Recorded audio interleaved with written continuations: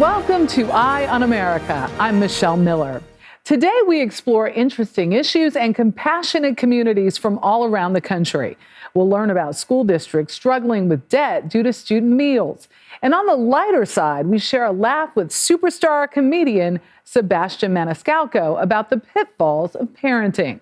But we begin with what the White House is calling the most significant healthcare expansion for veterans in 3 decades. It's been estimated that 3.5 million veterans may have been exposed to toxic fumes from burn pits. Nora O'Donnell sat down with the Secretary of Veterans Affairs to learn more.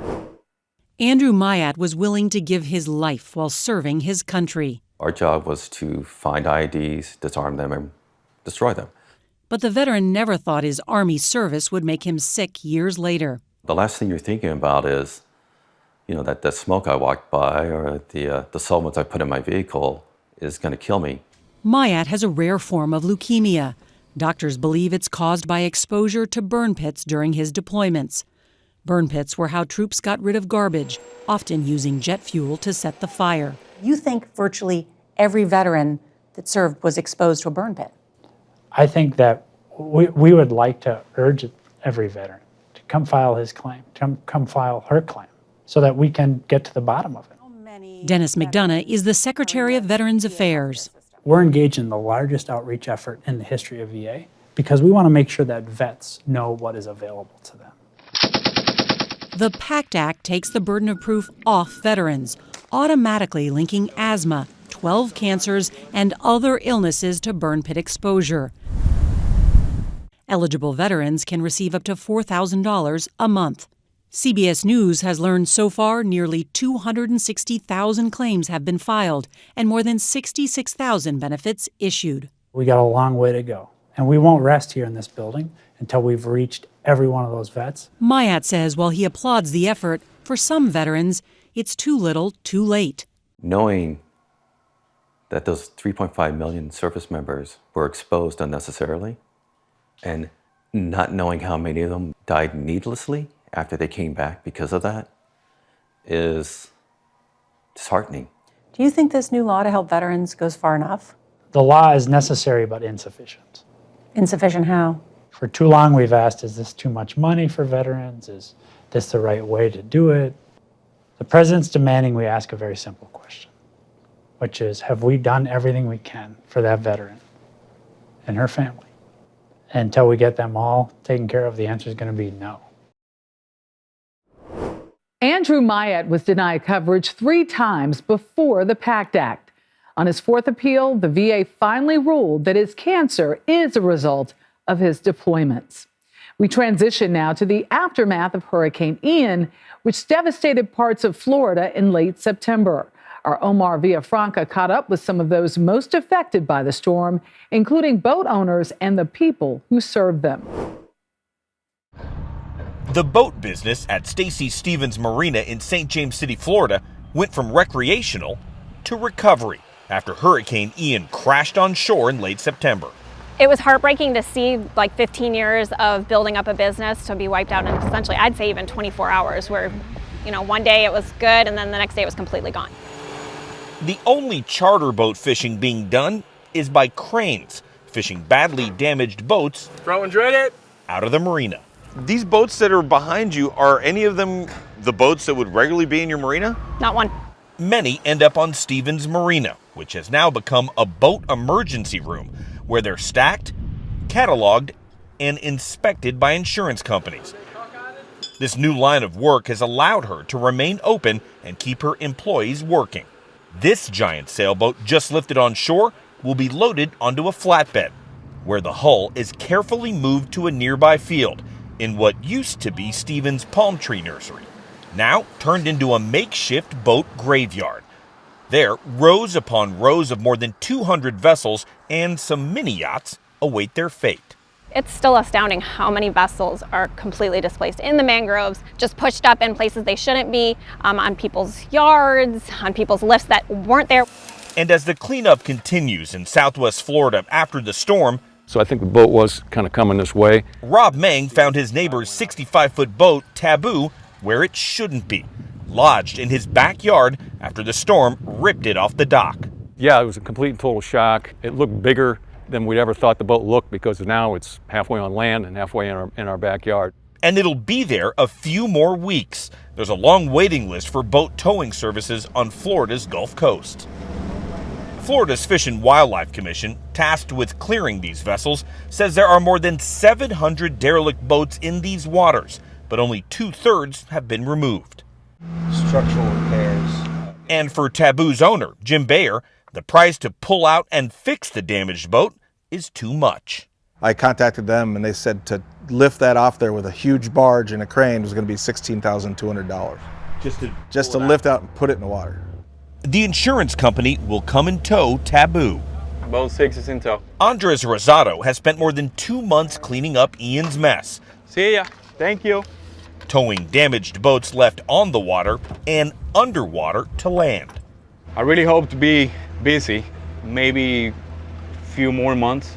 It's hard to say how long we're gonna be doing this.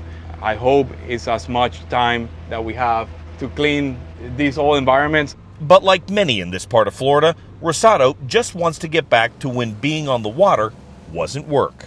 I do want to be back to what's the normal, and that was boaters going and enjoying restaurants, enjoying the beach, enjoying Southwest Florida. Coming up, the cost to feed hungry students grows as pandemic-era funding dries up. This is Eye on America. Welcome back. Schools across America are racking up debt, trying to keep students fed, due in part to Congress ending a pandemic-era program that paid for all student meals regardless of income. Meg Oliver visits one Pennsylvania school district emblematic of the problem at large. Here you go. What are you getting, cutie? At Makefield Elementary, Afifa Benjamin serves up cheeseburgers, sweet peas, and Hot dogs and bologna, hanging with my... a few lyrics for the lunch crowd. I drive an hour every day to get here. That's how important. These kids are family to me. The Pennsbury School District in Yardley, Pennsylvania has more than 9,000 students. 30% qualify for free or reduced school meals. Are kids coming through this lunch line with trays full of food and no money in their account? Yep. That happens a lot. Yes, it does. The federal waivers providing free school lunches nationwide during the pandemic expired. You guys want cheese? A new study shows school meal programs are at risk with rising costs and supply chain issues. How high is your student lunch debt? At the moment, it's $65,000. Why is it so high? I think families are having to decide whether they are going to pay their electric bill or pay for their students to eat meals. Kimberly Steffi is the Director of Financial Services for the district. They're fortunate to have private donors pay their debt, allowing them to continue providing breakfast and lunch to every student, even if they can't afford it. I imagine you're one of the lucky districts. Yes, absolutely. So if you're a district that doesn't have these great donations coming in, what happens? Those districts will have to take resources from their general fund to pay for the debt. Nationwide, student lunch debt tops $19 million. Some districts are so desperate they've resorted to lunch shaming in the past, offering kids a cold sandwich instead of a hot meal, or banning them from school events if they carry a balance. Lori Atkins is president of the School Nutrition Association, who's urging Congress to permanently pass free school meals for every student. There are definitely some kids that are going hungry because the families aren't applying for benefits, and then other families just aren't qualifying for the program because their wages may have gone up and it bumps them out of the qualifications. We've got lower participation and higher costs, and we're really concerned about making sure that all hungry kids have access to food during the school day. What is your biggest fear? That costs will continue to increase and that our reimbursement rates will be lowered. Okay, pound it out. Would you ever be able to turn a child away who was hungry? No. Just like turning your family away. Do you think Congress realizes how many students go hungry every day? No. Somebody needs to let them know.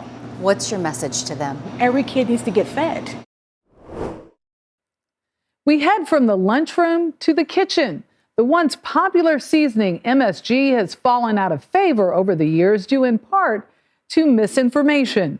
Michael George chats with two chefs who say the controversial ingredient is due for a comeback.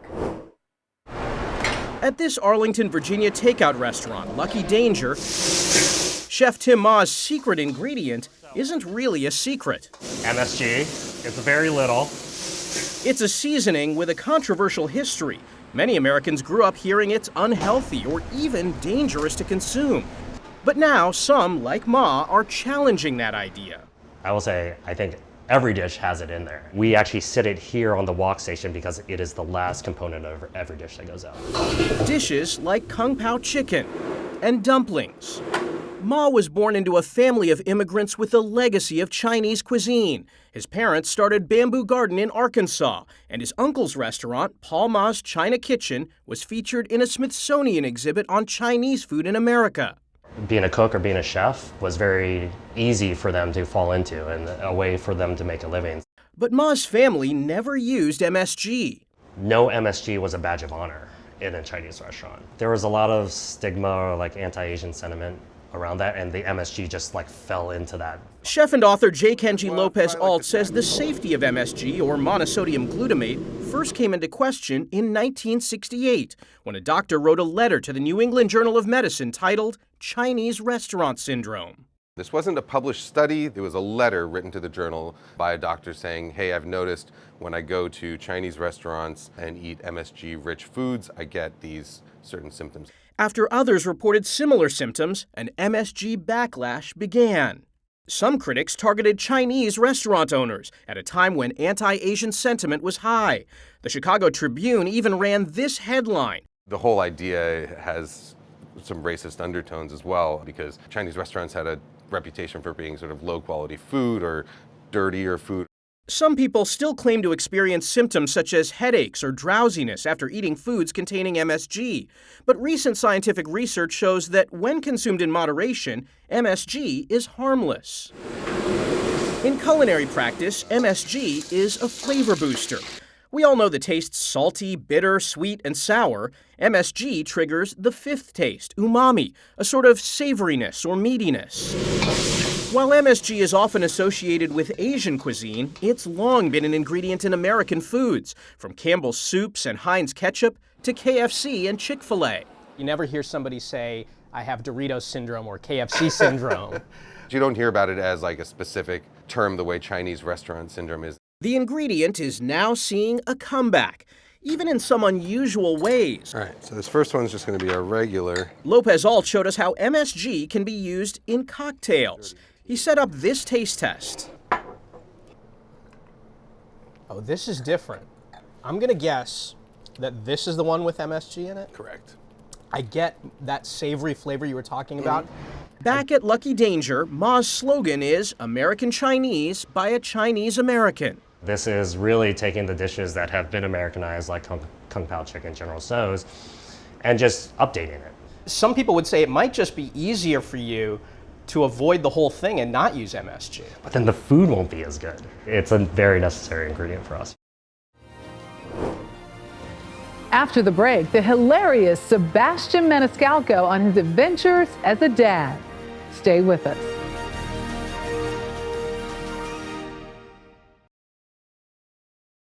We close our show with some laughs and advice about parenting little ones. Comedian Sebastian Maniscalco teams up with pediatrician Dr. Scott Cohen to help one mom with two very picky eaters. Today, we're sitting here with Claudia, a single mother by choice of twins, Chloe and Enzo. And she's struggling introducing food to them. And we want to see what is going on in Claudia's house. Let's take a look. I did in vitro fertilization. I put 2 embryos and I got twins. It was just a dream came true to be a mom. And to eat some food. It's challenging because I have to see them at the same time. Oh, come on, Enzo. It's okay, it's just beans. It's a challenge to entice Enzo to eat. But Chloe, on the other hand, she has a very good appetite like Mama, and she just loves food. First, I started just 1 meal a day, and then I went up to 2 meals a day. Chloe doesn't like zucchini but I feel it's healthy and it's a veggie, and I'm trying to feed them lots of veggies. I know eventually my twins will have to grab the food and eat them on their own, but I am way too scared to do that yet. Okay. Sometimes one is hungry, the other one is not hungry, but I try to put them on the same schedule or else I'll drive myself crazy. Now, being a father of a 5-year-old and a 3-year-old, I could sympathize with you when it comes to introducing foods to kids. Is this something that you're seeing as a big concern amongst the parents at your practice? I do. I think the hardest part about having twins with everything, whether it's development or feeding, is that you have a direct comparison. And we see that comparison as one is normal and one is abnormal, when in reality, it's usually they're both are normal but different. Yeah, Lana, my wife is a lot more like, oh, give them a strawberry, give them a grape. And I went to, they're gonna choke, mince it up. If it was up to me, I'd be, giving them puree until they're 18. Enzo's having problems eating. Now, what I used to do with my kids, I used to take the fork, right? And I used to load up the plane. And then I would actually have a runway with this guy and just take off. And I would run around the house with the food and then come in. It was beautiful. Who do you think had more fun, him or Caruso? I think him. Are you doing any dive bombers right into the, yeah? Yes, it works. It works. Make feeding fun. But if they don't want it, you also don't have to force it. It's funny because we spend our whole childhood as parents trying to get our child to gain weight, and we try to spend our whole adulthood losing weight. So I wish it was the reverse. Here's another thing. I grew up around the kitchen table with my family eating. Nowadays, it just seems like kids are eating at 4:35. I ain't hungry at 5 o'clock in the afternoon, right? My wife and I put the kids to bed and we eat around 8:30. Is there something to be said about you sitting down with the kid? She's doing it at the same time with the twins. I think having a meal time with the family is a good thing to establish a routine and have that repetition. But that feeding period may be very short. They may not be interested. It's like, all right, good, we're done. We'll try again later. Chicken and mushrooms? Yum. Do you make food? And if they don't eat it, that's it? I make food. If they don't eat it, then they don't eat it. But I do feel guilty. With feeding or anything else, we compare ourselves to other people, and it always seems like everybody's doing it better than us. And that's not the case. You'll start trying little bits of finger foods and let them decide, let them run the show, and they'll grow and do great. My kid was eating apples in the bed today. My wife's a little bit more lenient when it comes to rules. She's 5 years old. She's eating apples in my bed in a little bowl. We don't eat apples in bed. We sleep in bed, right? Do you sleep on the kitchen table? No. What do you think of that?